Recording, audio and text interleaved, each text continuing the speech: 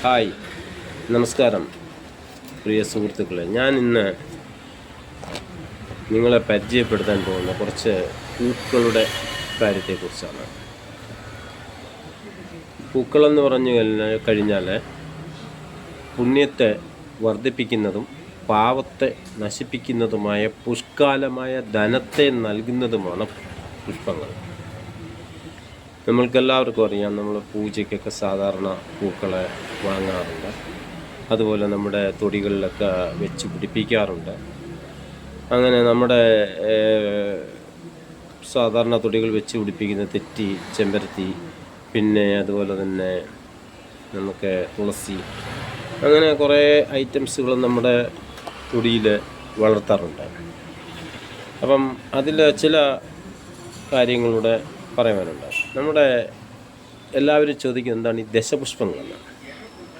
കുറേ ആൾക്കാർ എന്നോട് തന്നെ ഫോണിൽ വിളിച്ച് എന്താണ് ഈ ദശപുഷ്പങ്ങൾ, ചില പൂജയ്ക്കൊക്കെ ദശപുഷ്പങ്ങൾ ആവശ്യമാണ് എന്നൊക്കെ എന്നോട് പറയും. അപ്പോൾ അവരൊക്കെ ധരിച്ചിരിക്കുന്ന അതെന്ന് പറഞ്ഞു കഴിഞ്ഞാൽ ഈ തെറ്റി, തുളസി, താമര അങ്ങനെയുള്ള പൂക്കളാണ് എന്നാണ് അവരെല്ലാം വിചാരിച്ചിരിക്കുന്നത്.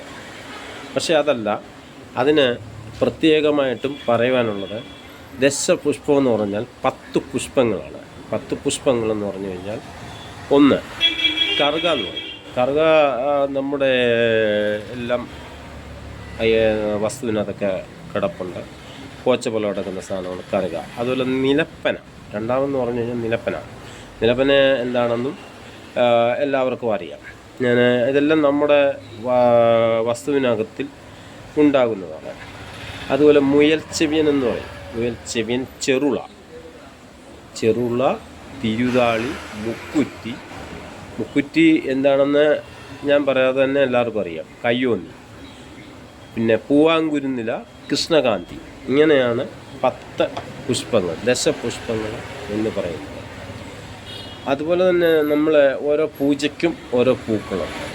ഒന്ന് വൈഷ്ണവ പൂജയ്ക്ക് എടുക്കുന്ന പൂക്കളെന്ന് പറഞ്ഞാൽ കൃഷ്ണതുളസി, രാമതുളസി, ചെന്താമര,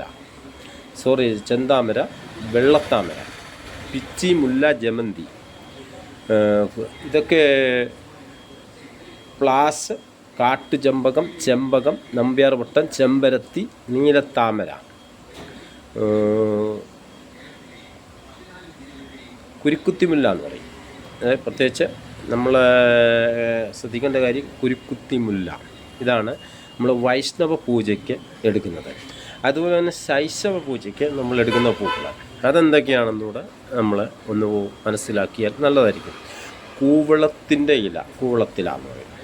അത് കഴിഞ്ഞ എരിക്കിൻ പൂവ്, കരവീരം, താമര, ഉമ്മം, വൻകൊന്ന, ചുവന്ന മന്ദാരം, വെള്ളത്താമര, അശോകം, ചെമ്പകം, നമ്പ്യാർവട്ടം, ജമന്തി, കരിങ്കൂവളം, കടലാടി, ഇലഞ്ഞി. ഇത്രയാണ് നമ്മൾ ശൈശവ പൂജയ്ക്ക് എടുക്കുന്നത്.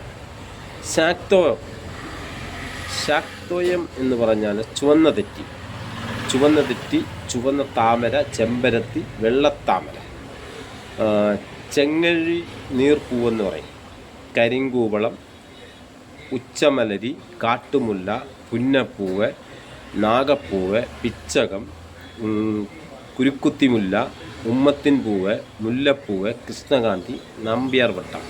ഇതൊക്കെയാണ് ശാക്തോയം എന്ന് പറഞ്ഞ പൂജയ്ക്ക് എടുക്കുന്നത്.